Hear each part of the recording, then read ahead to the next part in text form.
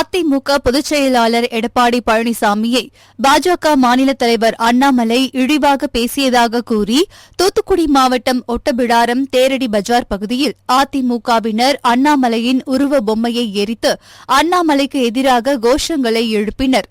இதனால் அப்பகுதியில் பரபரப்பு ஏற்பட்டது.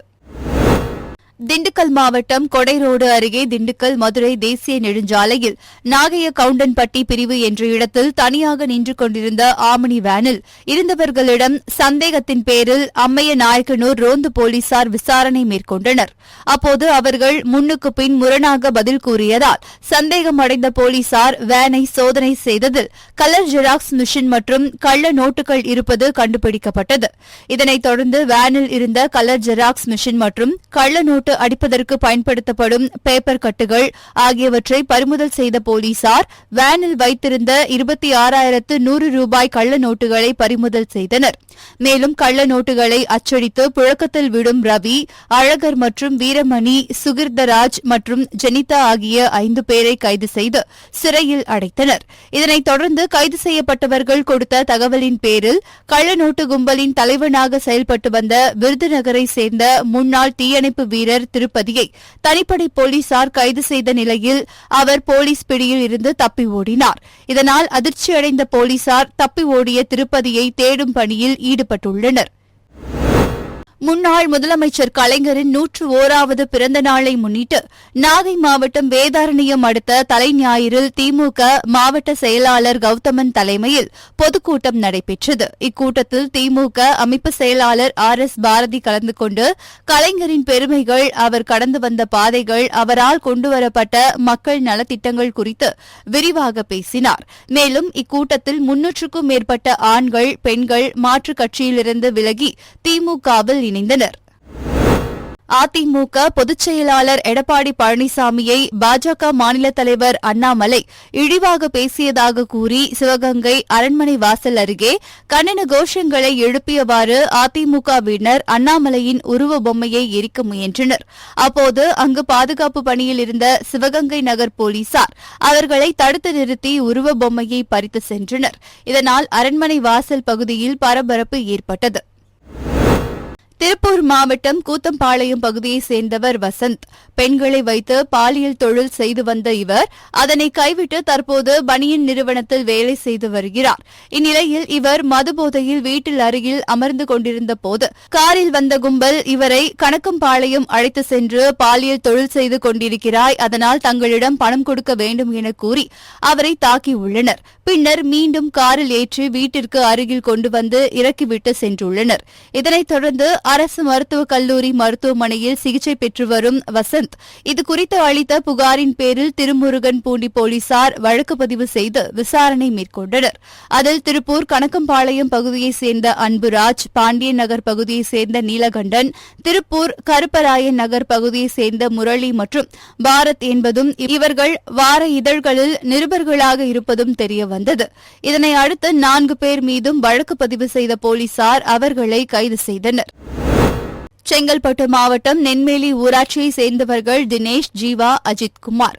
நண்பர்களான இவர்கள் மலாலி நத்தம் பகுதியில் உள்ள சுடுகாட்டில் அமர்ந்து மது அருந்தியதாக கூறப்படுகிறது. அப்போது அஜித்குமார் சைடிஷை அதிகமாக சாப்பிட்டதால் தினேஷ் மற்றும் ஜீவா ஆகியோருக்கும் அஜித்குமாருக்கும் தகராறு ஏற்பட்டு ஒரு கட்டத்தில் கைகலப்பாக மாறியது. இதனை அடுத்து தினேஷ் மற்றும் ஜீவா ஆகியோரை செங்கல்பட்டு தாலுகா போலீசார் கைது செய்து செங்கல்பட்டு நீதிமன்றத்தில் ஆஜர்படுத்தி சிறையில் அடைத்தனர். சென்னை பெரம்பூர் ரமணா நகர் ஹவுசிங் போர்டு பகுதியில் கஞ்சாவை பதுக்கி வைத்திருப்பதாக செம்பியம் போலீசாருக்கு ரகசிய தகவல் கிடைத்தது. அதன் பேரில் போலீசார் சம்பவ இடத்திற்கு சென்று பி பிளாக்கில் இருந்த ஒரு வீட்டை சோதனை செய்ததில் கஞ்சா இருப்பது தெரியவந்தது. இதனை அடுத்து 10 கிலோ கஞ்சாவை பறிமுதல் செய்து கஞ்சாவை பதுக்கி வைத்திருந்த பெரம்பூர் ரமணா நகர் பகுதியைச் சேர்ந்த ஞானஸ்ரீதர் என்ற நபரை கைது செய்தனர். இவரை காவல் நிலையம் அழைத்து சென்று விசாரணை நடத்தியதில் ஓட்டேரி பகுதியைச் சேர்ந்த சரண் என்ற நபர் தன்னை தொலைபேசியில் தொடர்பு கொண்டு பெரம்பூர் ரயில் நிலையத்தில் வட மாநிலத்தில் இருந்து வரும் நபர் குறிப்பிட்ட கஞ்சாவை தருவார், அதை வாங்கி வைத்துக் கொள்ளுமாறு கூறியதாகவும் மறுநாள் வந்து வாங்கி செல்வதாக தெரிவித்ததன் பேரில் ஸ்ரீதர் வட மாநிலத்திலிருந்து வந்த நபரிடமிருந்து கஞ்சாவை வாங்கி வீட்டில் பதுக்கி வைத்து இருந்ததும் தெரியவந்தது. இதனை அடுத்து ஸ்ரீதர் மீது வழக்கு பதிவு செய்த செம்பியம் போலீசார் அவரை நீதிமன்றத்தில் ஆஜர்படுத்தி சிறையில் அடைத்தனர்.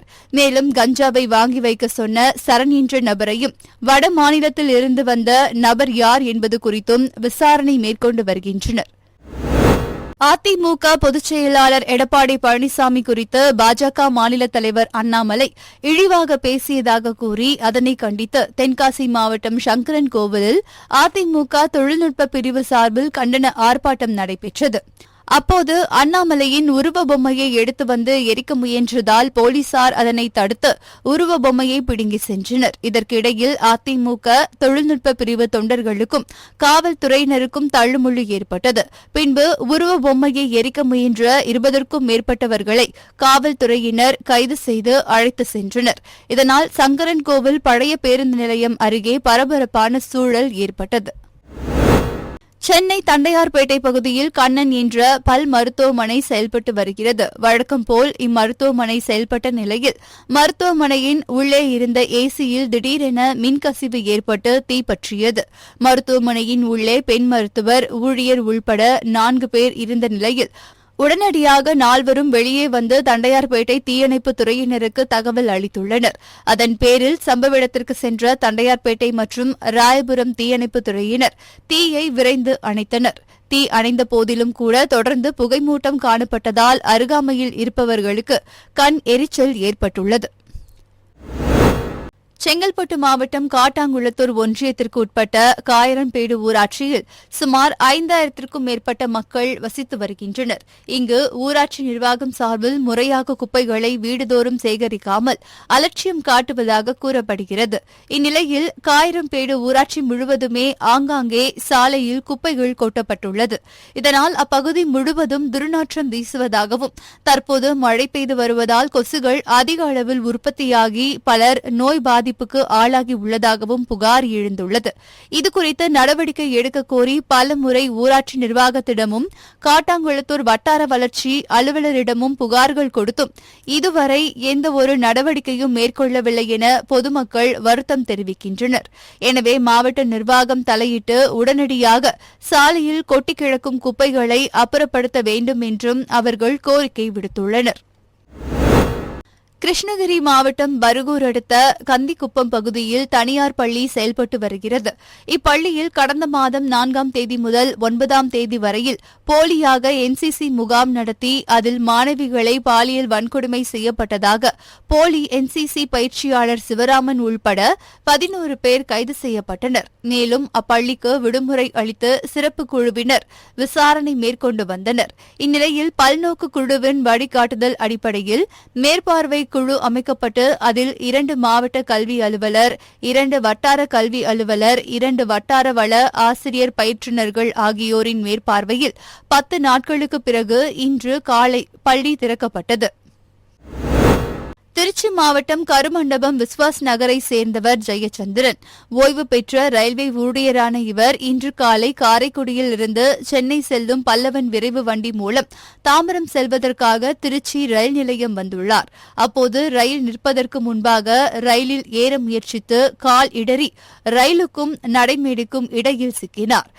இதனையடுத்து சரக்கு கையாளும் பகுதியில் இருந்த ரயில்வே பாதுகாப்பு படை ராமச்சந்திரன் பயணிகள் உதவியுடன் உடனடியாக அவரை அங்கிருந்து மீட்டார். தொடர்ந்து அவரை தனியார் மருத்துவமனையில் சிகிச்சைக்காக அழைத்து சென்றனர். இதன் காரணமாக திருச்சி ரயில் நிலையத்தில் பரபரப்பு ஏற்பட்டு ரயில் தாமதமாக புறப்பட்டு சென்றது. சேலம் மாவட்டத்தில் சூரமங்கலம், தாதாகப்பட்டி, அஸ்தம்பட்டி, அம்மாப்பேட்டை, இளம்பிள்ளை, மேட்டூர், ஜலகண்டாபுரம், ஆத்தூர் உள்ளிட்ட 11 இடங்களில் உழவு சந்தைகள் செயல்பட்டு வருகிறது. இந்த சந்தைகளில் முக்கிய தினங்களில் விசேஷ நாட்கள் காய்கறிகள் விற்பனை சுறுசுறுப்பாகவும் கூடுதலாகவும் நடைபெறும். இந்நிலையில் நேற்று கிருஷ்ண ஜெயந்தியை ஒட்டி 11 உழவர் சந்தைகளிலும் காய்கறிகள் மற்றும் பழங்கள் அதிக அளவில் விற்பனை நடைபெற்றது. அதன்படி 937 விவசாயிகள் கொண்டு வந்திருந்த 268 டன் காய்கறிகள் 1,01,11,000க்கு விற்பனையானது. இதனை 65,442 நுகர்வோர்கள் வாங்கி சென்றனர். இதேபோல் சின்ன கடை வீதி, பெரிய கடை வீதி, பால் மார்க்கெட், தினசரி காய்கறி சந்தைகளிலும் வழக்கத்தை விட விற்பனை அதிகரித்தது. நீலகிரி மாவட்டம் கோத்தகிரி அருகே உள்ள கூக்கல்துறை கிராமத்தில் செட் பகுதியில் உள்ள பொது கிணற்றில் இருந்து பொதுமக்களுக்கு குடிநீர் விநியோகம் செய்யப்படுகிறது. நிலையில் குடிநீர் விநியோகம் செய்யப்படும் பொது கிணறு கடந்த 1 ஆண்டுக்கும் மேலாக தூர்வாரப்படாமலும் கிணற்றில் குடியிருப்பு பகுதியில் இருந்து வெளியேறும் கழிவுநீர் கலக்கப்படுவதாகவும் பொதுமக்கள் குற்றம் சாட்டுகின்றனர். இதனால் இந்த குடிநீரை குடிப்போருக்கு டெங்கு, மலேரியா போன்ற நோய் தொற்று பரவும் அபாயம் இருப்பதாக அச்சம் தெரிவித்துள்ளனர். எனவே சம்பந்தப்பட்ட துறை ரீதியான அதிகாரிகள் உடனே போர்க்கால அடிப்படையில் நடவடிக்கை மேற்கொண்டு பொதுமக்கள் பயன்படுத்தும் வகையில் குடிநீர் விநியோகம் செய்ய வசதி ஏற்படுத்தி தர வேண்டும் அல்லது மாற்று கிணறு அமைக்க வேண்டும் என அப்பகுதி மக்கள் கோரிக்கை விடுத்துள்ளனர். திருவண்ணாமலை மாவட்டம் செங்கம் தனியார் மண்டபத்தில் திமுக செயல்வீரர்கள் கூட்டம் நடைபெற்றது. இதில் கலைஞர் நூற்றாண்டு விழா, பவள விழா, கட்சிப் பணிகள் குறித்த முப்பெரும் விழா நடைபெற்றது.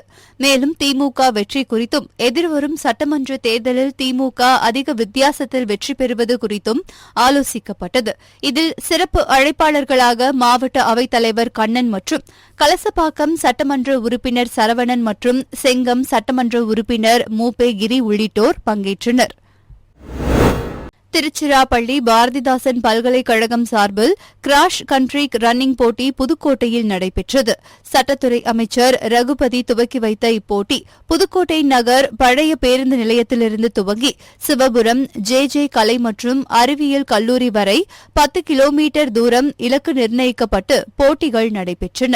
2 பிரிவுகளாக நடத்தப்பட்ட இப்போட்டி புதுக்கோட்டை பழைய பேருந்து நிலையம், புதிய பேருந்து நிலையம், KKC கல்லூரி, ரயில்வே ரவுண்டானா, மாலையீடு சிவபுரம் வழியாக சென்று ஜே கல்லூரியில் நிறைவு பெற்றது. நீலகிரி மாவட்ட காவல்துறையில் பணிபுரியும் காவலர்களுக்கு புதுமந்து, உதகை நகரம் உள்ளிட்ட பகுதிகளில் காவலர்கள் குடியிருப்பு உள்ளது. இங்கு வசிக்கும் காவலர்களின் குழந்தைகள் பல்வேறு பள்ளிகளில் பயின்று வருகின்றனர். இவர்களின் கல்வித் தரத்தை உயர்த்தும் வகையிலும் குறிப்பிட்ட நேரத்தில் பள்ளிக்கு செல்லும் வகையில் காவலர் குடியிருப்பு பகுதியிலிருந்து காவலர்களின் குழந்தைகளை பள்ளிக்கு அழைத்து செல்லவும், பள்ளி முடிந்தவுடன் மீண்டும் வீட்டிற்கு அழைத்து வரவும் ஆயுதப்படையில் இருந்து காவலர் வாகனம் ஏற்பாடு செய்யப்பட்டுள்ளது. இந்நிலையில் இன்று புதுமந்த காவலர் குடியிருப்பு பகுதியில் இருந்து 50 மாணவ மாணவிகளை பள்ளிக்கு அழைத்து செல்ல காவலர் வாகனத்தை மாவட்ட காவல்துறை கண்காணிப்பாளர் NS நிஷா கொடியசைத்து துவக்கி வைத்தார். இந்நிகழ்ச்சியின் போது மாவட்ட கூடுதல் காவல் கண்காணிப்பாளர்கள் தங்கவேல், சவுந்தரராஜன், ஆயுதப்படை பிரிவு காவல் துணை கண்காணிப்பாளர் சரவணன் மற்றும் காவல்துறையினர் உடனிருந்தனர். ராமநாதபுரம் மாவட்டம் ராமேஸ்வரம் மீன்பிடி துறைமுகத்திலிருந்து நேற்று மீன் பிடிப்பதற்கான அனுமதி சீட்டை பெற்று சுமார் 400க்கும் மேற்பட்ட விசை படகுகளில் மீனவர்கள் மீன்பிடிக்க கடலுக்கு சென்றனர். இந்நிலையில் தலைமன்னார் கடற்பகுதியில் மீன்பிடித்துக் கொண்டிருந்தபோது அப்பகுதிக்கு ரோந்து வந்த இலங்கை கடற்படை எல்லை தாண்டி மீன்பிடித்ததாக கூறி ஒரு விசைப்படகையும் அதிலிருந்த 8 பேரையும் சிறைப்பிடித்து விசாரணைக்காக கடற்படை முகாமிற்கு அழைத்து சென்றுள்ளனர். இதனால் அதிர்ச்சி அடைந்த சக மீனவர்கள் ஒன்றிய, மாநில அரசுகள் மீனவர்கள் கைது செய்யப்படுவதை தடுக்க உரிய நடவடிக்கை எடுக்க வேண்டும் என்று கோரிக்கை விடுத்துள்ளனர். அதிமுக பொதுச் செயலாளர் எடப்பாடி பழனிசாமியை பாஜக மாநில தலைவர் அண்ணாமலை இழிவாக பேசியதாக கூறி தஞ்சை கும்பகோணம் நெடுஞ்சாலை உச்சிப்பிள்ளையார் கோவில் பகுதியில் அண்ணாமலையை கண்டித்து அதிமுகவினர் ஆர்ப்பாட்டத்தில் ஈடுபட்டனர். அப்போது திடீரென அண்ணாமலையின் உருவ பொம்மையை எரித்தும் காலால் உதைத்தும் ஆர்ப்பாட்டம் செய்ததால் பரபரப்பு ஏற்பட்டது. இதையடுத்து அங்கு பாதுகாப்பு பணியில் இருந்த போலீசார் அண்ணாமலை உருவ பொம்மை மீது தண்ணீர் ஊற்றி தீயை அணைத்து அங்கிருந்து அப்புறப்படுத்தினர்.